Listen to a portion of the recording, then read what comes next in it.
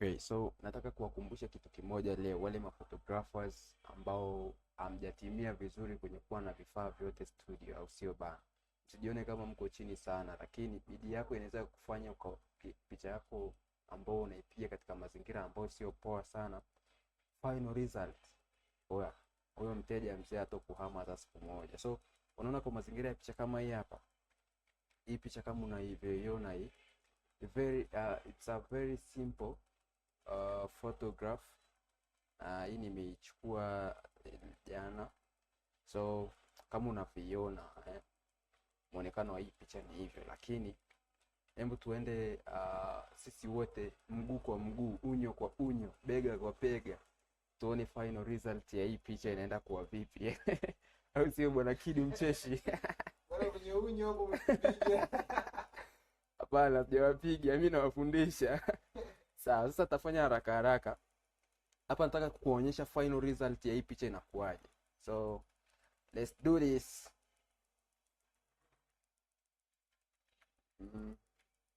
Kitu cha kwanza ambacho unafanya kwanza ni kucrop, au sio bana? Naenda kwenye kucrop na crop size ambayo ni very best for me. I think this is cool. Picha inakaa imejaa. Wateja wangu wanapenda sana picha ambazo zimejaa kwenye screen zao za simu. So basically size ambayo huwa natumia ni hii hapa. Ngoja niwaandikie hapa juu, ni 12 kwa 18.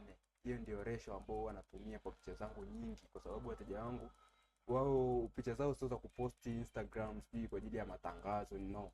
Picha za wateja wangu wengi ni kupost tu TikTok na kuweka kwenye screen saver, na size kama hizo, yani size ambayo ni ile ya urefu, ile sio size ile ya wide ya upana ama vipi. Lakini kama nikiwa na mteja ambaye anahitaji size ambayo ni official kwa ajili ya kuposti, unaona kabisa anataka kwa ajili ya kuposti Instagram maybe somewhere, huwa namtengenezea kitu ambacho kinaendana na matakwa yake, au sio bana? So wateja wangu wengi kama nilivyowaambia, so picha zao za kupost TikTok na sehemu zingine ambazo sio official vile sana, kwa kujifurahisha tu na kumbukumbu, na Facebook huko na vitu kama hivyo. So kama unavyoona mteja wangu, hii picha hapa hivi hapa unaona sura, shingo ni nyeusi. So kama shingo ni nyeusi, huwa natumia action hii hapa, say action hii hapa. So ikiwa hivyo inakuja kwenye group hivi, afu nafungua hiyo group. Nikishafungua group nafinya hii hapa, hii layer ya kwanza kutoka kwenye group. After kuifinya hiyo, huwa naenda kwenye selective color hiyo, afu naenda kwenye color balance. Kwenye color balance hapa naongeza hizo reds kidogo mpaka 30 hapo, hivyo si mbaya. Sawa. So naifunga hiyo group, then naiwekea mask. Nikishaiwekea mask na Ctrl+I, so na invert hapo hivyo bana. Kama hujajua kitu ninachokifanya ni nataka kutoa huu weusi huu. Naona huu weusi, lakini hapo opacity ni nyingi sana, kwa hiyo huwa napunguza opacity mpaka 20 hapo, ili iendane na mazingira ya picha husika. Na hii rangi bana huwa haichagui, yani ikiwa ni kwa mtu wa mweupe au mweusi, kuna vile tu yenyewe huwa ina balance hiyo color, ili mradi tu usizidishe sana hiyo opacity hapa juu. Ukizidisha hiyo opacity hapo juu, mzee, utakuwa unaharibu picha. So tuende mguu kwa mguu mpaka mwisho, usiache mtu wangu. Tunajua kwamba mazingira yetu muda mwingine hayaturuhusu, yani tunajiona kama tuko duni sana kwa ajili ya studio zetu, labda hazina kila kitu. Lakini acha nikwambie siri moja, hakuna mtu ambaye anaanzaga studio ana kila kitu. Ni vigumu sana, na ukiona ile mentality ya kusema inabidi niwe na kila kitu ndio ni oya hizi ni jinja.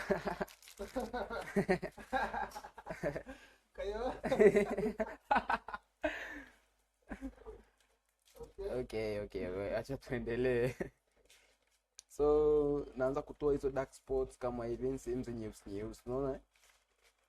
Sehemu kama hizi nyeusi sana, unaweza kuwa unaongeza opacity na kushusha kulingana na sehemu yenyewe ambapo una feel wewe mwenyewe, au sio bana? Photographer inabidi iwe na jicho la tatu, kitu cha kukumbusha hicho. Photographer yeyote ni lazima jicho la tatu. Unaona huu mkono, unaona hapa ni mweupe, hapa ni mweusi. So like hii action sasa kazi yake ndio kubalance rangi ya nini, rangi ya mwili. Unagusa tu kwenye zile sehemu nyeupe. So hapo hivi ngoja nikuonyeshe experience nyingine. Ukiweka opacity mpaka mwisho sana, ukigusa hivyo utakuwa unaona haikai poa kabisa. Yaani unaona kabisa hapa tena imezidi, imekuwa too much. So siri ya hii opacity, hii action usio unaiweka yani iwe full sana. Kwa hiyo unakuwa unaipunguza ili kubalance tu kulingana na sehemu ambayo unafanyaje, sehemu ambayo unaenda kuigusisha pale, au sio bana? Kwa hiyo unaona kama hivyo, unagusia kidogo tu hivyo hapo, kama hivyo, au sio bana? Yeah, si mbaya. Sasa shingo, sasa ngoja tuangalie before na after ya shingo pamoja na mikono, au sio bana? Before hapo hivi ni after, hii ni before. Unaona hizi sehemu zilizokuwa nyeusi jinsi ambavyo zinabadilika, zina mabadiliko mazuri. Unaona before huku mkononi, after kama unavyoona hapo hivi, before after. Sasa hapa nishamaliza hapo, nishatoa hizo dark spots. Huwa na match na control, nashika hii na hizi layer zote mbili, naziunganisha kwa pamoja, nazimerge na control na jumlisha E.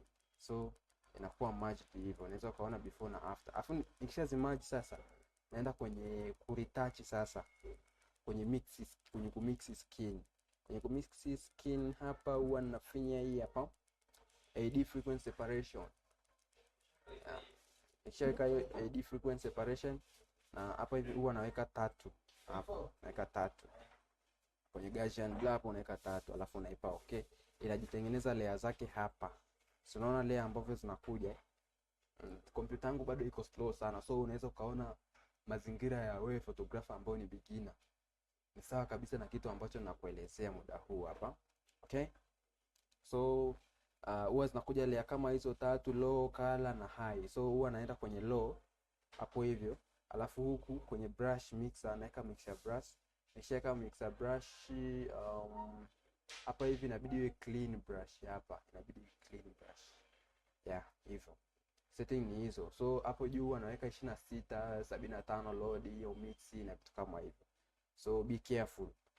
Twende moja kwa moja kwenye kuanza kuretouch. So kwenye kuretouch hapa bana, photographer ambao ni beginner wengi mnapokosea ni namna ambavyo mnatenganisha. Unajua inabidi uweke highlights peke yake, hizi low lights inabidi uziretouch peke yake, pamoja na hizo low lights uziweke peke yake, au sio bana?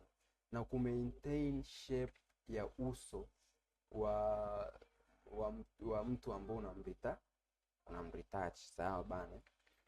Kwa hiyo hapa wengi huwa mnafeli hapo, lakini kwa leo, kwa sababu lengo langu sio kuwafundisha hiyo kitu, nitaenda tu haraka. Mimi nataka kuwaonyesha final result ya hii picha, ili mjue kwamba pia ninyi hakuna mtu aliyepo nyuma kwenye kuwa na studio. Yaani ile tu bidii yako, yani sio lazima uwe na kila kitu ndio uweze kufanya kitu kizuri, hapana mtu wangu. So tutaenda haraka hapa.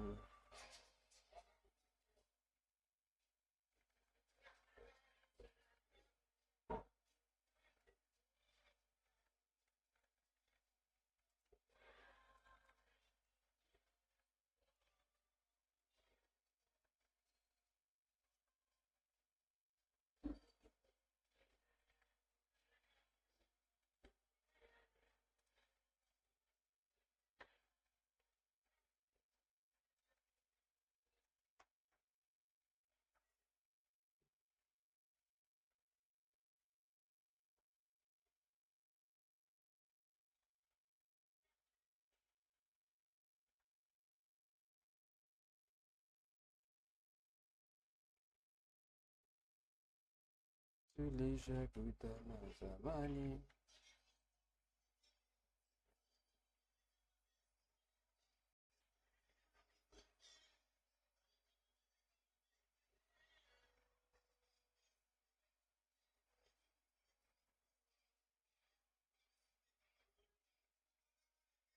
Hapa nishamaliza kuretouch sasa, na merge hizo layer mbili.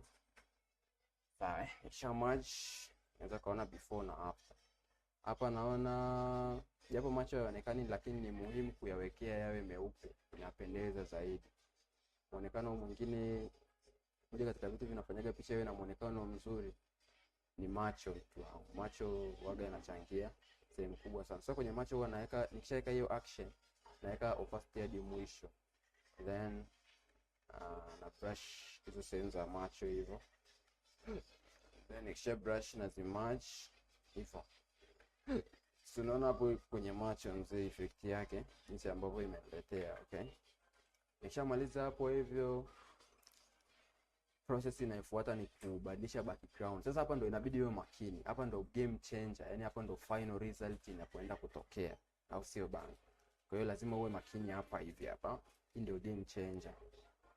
So naenda kwenye kuselect the subject. Hapa kompyuta yangu iko slow, nimesema ni mimi nimejiweka katika kundi ambao la mtu ambaye yani bado ni beginner, yani sina vifaa vya kutosha. Background zangu ni hivyo vitambaa tu vya kawaida, huko chini nimeweka tu board ya kawaida. Kompyuta yangu bado ni slow kama unavyoona, kitu kimoja na load for very long time. So lakini usijali, hapa hivi tuna focus na final result. Usubiria final result, kwa sababu final result ndio itamwambia mteja kesho arudi au asirudi, au sio? So kompyuta yangu bado iko slow, unaweza ukaona yani selective tool tu, yani ina take very long time, like noma.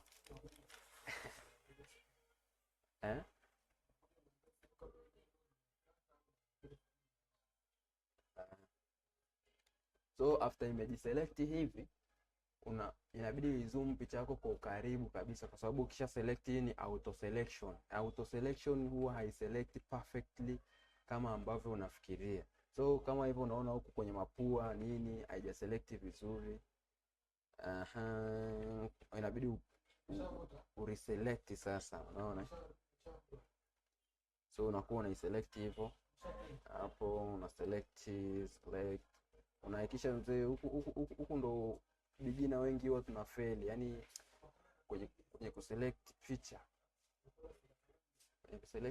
huku kwenye kuselect background, huku ndo tunafeligi sana. Kwa hiyo tuwe makini tu hapa.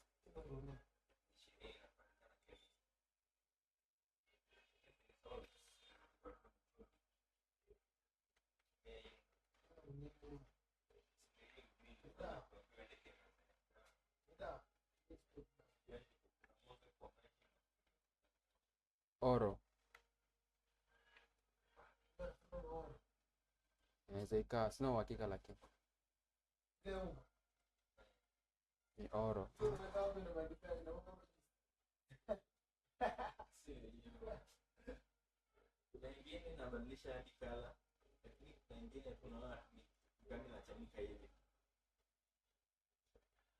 Tachemsha tumbo hiyo. Hiyo ni oro. Okay. So kuselect ndo kama hivyo jamani. Unahakikisha picha yako unaiselect vizuri mzee. Wewe una vifaa vya kutosha. Kwa hiyo kama una vifaa vya kutosha, usijisikie uvivu kufanya hiyo kazi moja for very long time, au sio bana? Usijisikie uvivu kabisa, kwa sababu hiyo ndio itakuletea status gani huko mtaani. Picha zako hapa kwenye kompyuta yako ndo yani ndio kama maamuzi ya mwisho, mteja kulinganisha picha zako wewe na picha za mteja, picha za photographer mwingine. Kwa hiyo lazima ufanye kwa umakini sana na kwa utulivu, alafu ufanye kwa ile passion ya ukweli. Usifanye tu ili mradi umefanya bro. Siku hizi kuna AI imekuja kuwa ni game changer wa hatari sana. Usipokuwa makini, mteja ataona ni bora atengeneze picha zake na AI kuliko kukuletea wewe uje upige hizo picha, au sio bana? Kwa hiyo hakikisha unafanya hapa ndo kwenye final result yako mzee. Pambania ya hela yote. Kwa hiyo ni kama hivyo. Hapo hivyo nimesha select zangu picha yangu, nimetumia muda mfupi kwa sababu mimi nina uzoefu kidogo. Kwa hiyo nimefanya haraka kama unavyoona hapo hivi, bado sija select. Kwa hiyo lazima uwe makini sana. Kuna AI siku hizi.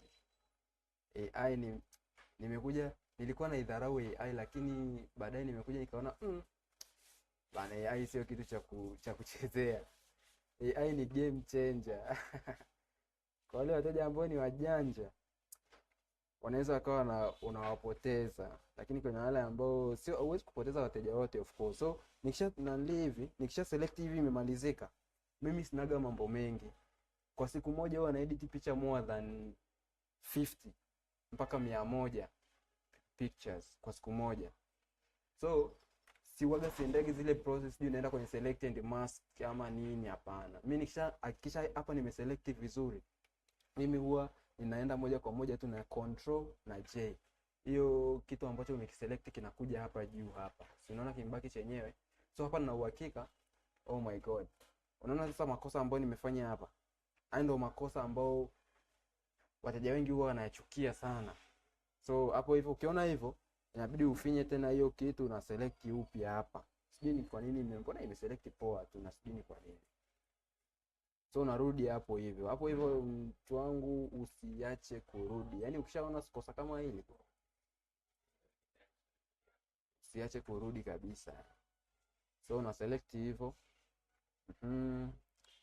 Hii ya kwanza imeshazingua, unaifuta hii. So ukisha select hivyo na control J tena. So hapo hivyo at least kidogo, si unaona? Si mbaya. Kwani hapa ina shida gani? Mbona kama ikai poa?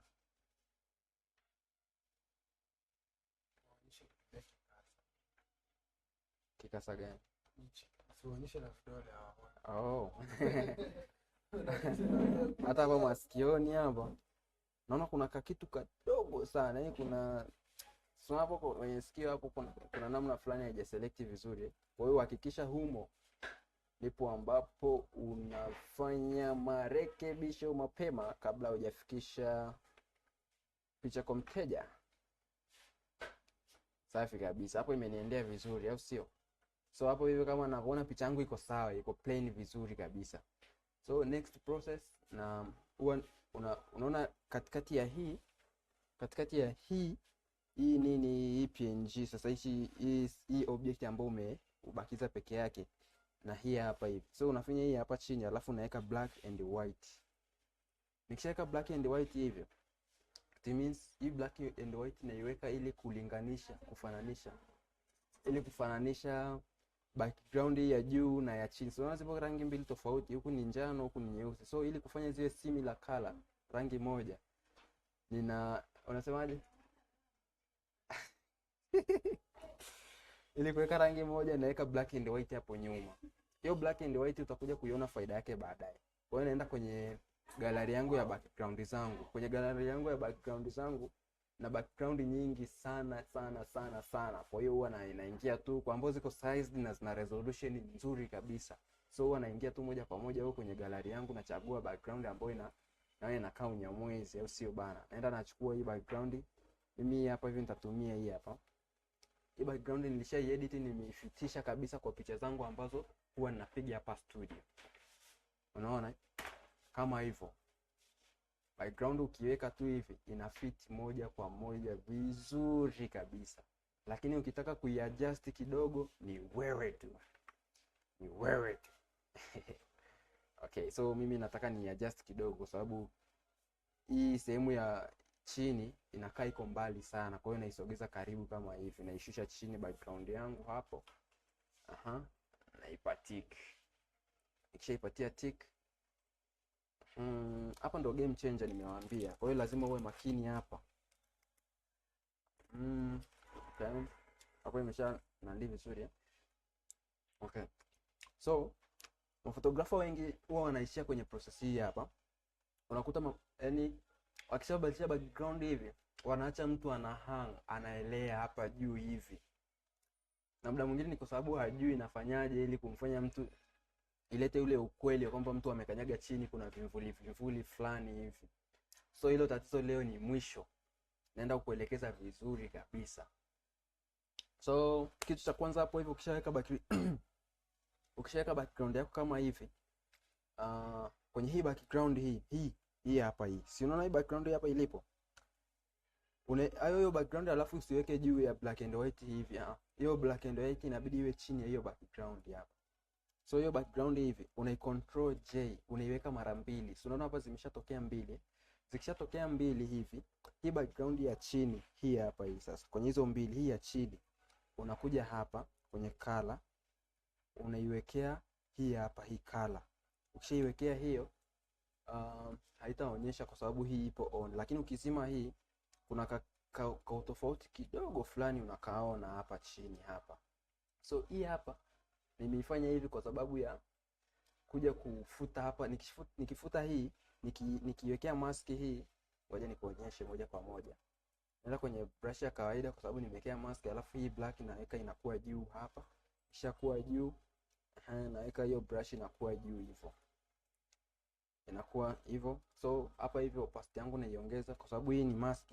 Naanza kufuta zile sehemu za pale chini ili kuleta sasa ule kweli, kuleta ile kimvuli pale chini wa au sio bana. So ukishaweka hivyo, hapo bado hujamaliza kwa sababu ni sawa zimefanania kidogo, lakini sijafurahia kwa sababu rangi ya hapa hivi kwenye hapa nilipofuta ina mwanga sana kuliko sehemu za huku pembeni huku hivi. Kwa hiyo cha kufanya hapo kwenye hizi layer zako hizi, unashuka mpaka hapa hivi, unagusa hii ya black and white, ama kama sio black and white unashuka hapa hii iliyoko chini ya black and white hii, alafu unaenda kwenye brightness, unafinya hapa, unaenda kwenye brightness unapunguza hiyo highlights. So unaona, so ukiongeza sana unaona inakuwa too much, inakuwa mbaya. Kwa hiyo inabidi uipunguze chini, ipungue hivyo. Ikishapungua hivyo somehow kwa sasa inafanania na upande wa huku pembeni. Unaona kabisa inafanania huku na hapa hivi inafanania, au sio bana? So sijafika mwisho bado. Ili kuongeza vionjo fulani kwenye picha yangu, unakuta sasa hapa hivi nimeshabadilisha background huku chini nimeshaifanya imeendana vizuri kabisa. Lakini kitu kingine ni unakuta background yako, viatu vya mteja muda mwingine unakuta rangi ya background original ambayo ulipigia inabaki kwenye soli za viatu. Unafanyaje ili kuendanisha? Let's do this. Twende pamoja mimi na wewe. Leo nimekwambia yani tunaenda pamoja, yani step by step. Sawa bana. So ili kulandanisha background, kulandanisha rangi ya viatu na rangi ya background ya sasa hivi, unaenda kuweka kwenye black and white. Nafinya hapa bado. Hii jamani, hiki sehemu hiki hapa kina matumizi mengi sana. Hiki hapa ni uchawi sana kwenye nini? Kwenye kueditia picha yako. So unaenda hapa hivi unaweka black and white. Ukishaweka black and white, huwa inabadilika picha yote. Hiyo isikutie pressure wala nini. So ukishaweka picha yote black and white, ukitaka kiatu kiwe cheupe zaidi, kwa sababu rangi ambayo ipo kwenye hiki kiatu ni nyekundu na njano. So ukiweka hiyo black and white, unaenda kwenye hiyo yellow hiyo. Unaongeza yellow, alafu unaongeza na hii, unaongeza red pamoja na yellow kidogo. Usiweke too much sana tena ukaribu, hapana. Unaweka tu yani size tu ya kati fulani hivi. Somehow tu 70 hapo hivyo 80 hivyo tu. So ukishaweka hivyo, hiyo unaiweka juu kabisa sasa, kwa sababu kitu ambacho tunaenda kuapply ni hiki hapa hiki. Hiki hapa hivi. Nawafundisha lakini naonyesha na kidole. Sawa. Twendeni pamoja. Leo mpaka mtajua nawaambia. So ukishaweka hiyo brightness hivyo, afu una control na eye. Unaona ukisha control na eye, picha inarudi kwenye nali yake. It means ile black and white imejificha hapa hivi ya hiyo mask ambayo ilikuwepo kwenye hiyo nini, kwenye hiyo black and white.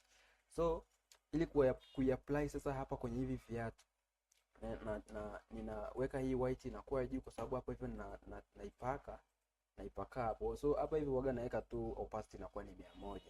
So naanza kupaka huku kwenye nini, kwenye soli.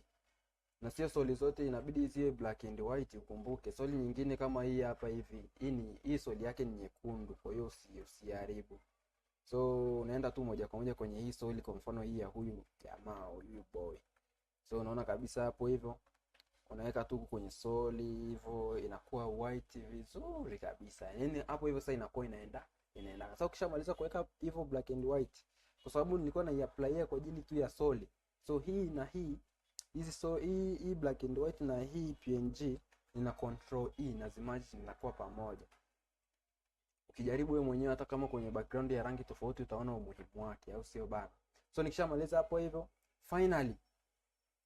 finally kabisa hapa huwa ninaweka sasa rangi LUTs. Huwa ninatumia LUTs, na LUTs zangu hizo mzee ni noma, zinalandanisha rangi hizo, skin tone LUTs, you know, hizo zote ni LUTs hizi hapo, hizo zote ni LUTs hizi hapo. So unachagua tu LUTs zangu ambazo ni noma mzee. Ngoja nijaribu hii hapa. Unaona hii hapa uchawi wake mzee. Hii hapa ni noma. Yaani inakufanya rangi nyeusi lakini inakuwa inafanya mtu anakuwa mweusi lakini ana glow, anakuwa na metameta. Sisi kama unaona hapa hivi ni mweupe lakini huwa anakaa wamepauka, au sio bana? Anakaa wamepauka. Kwa hiyo naweka wana glow, au sio bana? Nikishaweka hiyo hapo hivyo, huwa naenda kwenye selective bado hapo hivi, natoa hizo reds kidogo tena, hii hapa hivi, au sio bana? Nikishamaliza hapo, LUTs unaweza ukaweka LUTs zaidi ya moja, ni vile tu ambavyo unafikiria kwenye kichwa chako hii picha yako unataka iwe vipi.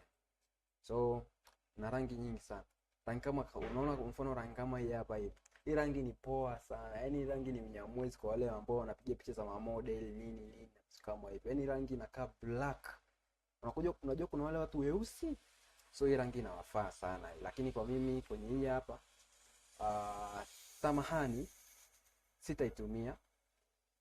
So naenda kutafuta tu rangi ambayo somehow itaweka background. Hizi LUTs pia zinasaidia kufanya background na rangi ya hao wateja wawe zinalandana, yani zitakuwa zinafanana, au sio bana? Kwa hiyo nakuwa na badilisha hivyo, nikiona hii iko sawa, it's okay, na merge sasa picha yangu, control shift alt na E, nazimerge visible, sifuti hizi za chini. Kuna wengine wao wana merge wanafuta hizi za chini, sio mbaya, lakini mimi huwa inanisaidia nikimerge visible hivyo, huwa inanisaidia kufanyaje, kama kuna kosa naliona baadaye, naweza nikarudi kwenye layer ambayo naona hilo kosa limekuwa limeanzia hapa hivi. Kwa hiyo sina haja ya kuanza hiyo picha upya. Lakini ukisema umerge, ngoja niwaonyeshe mfano hai. Ukisema umerge control na E hivi, unazishika zote alafu unazimerge. Alafu zikishakuwa zimejimerge tayari, imekuwa ni moja ya before na ya after peke yake. Then hapo ukaja ukagundua hapana, kuna kosa fulani nimelifanya hapo, hauwezi kurudi kwenye lile kosa kwa sababu hizo layer zote ulishazimerge tayari. Kwa hiyo ndio maana mimi huwa napenda sana kuzimerge zikiwa na merge visible, zikiwa zote naziona bado. So na control shift alt hapo hivyo na save sasa. Nikishamaliza hapo hivyo na save picha yangu hivyo, basi picha yangu inakuwa imekamilika. Dakika 28 picha moja. Bwana mimi nitomoa huko sana uko na mwanzo.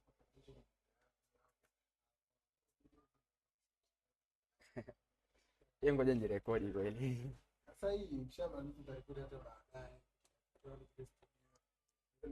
Hii naiweka hapa hivi tu, fanya tu hivi.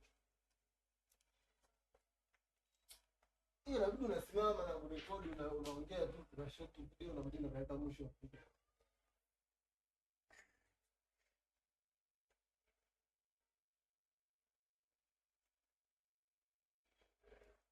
Video moja. Bwana, kwa majina mimi naenda na Moko. Hii video haikai mwanzo na mwisho. Ndio. Bwana, nashukuru sana kwa kuwa na mimi mwanzo mpaka mwisho na mimi. Bwana, nashukuru sana kwa kuwa na mimi kuanzia mwanzo mpaka mwisho wa video hii hapa hivi. Kwa jina naenda jina la stage naenda kwa jina la Moko wa Miujiza. Mimi nakupa kiss. Sawa. Hii video ni ya mwisho. Usiende kama unajitambulisha.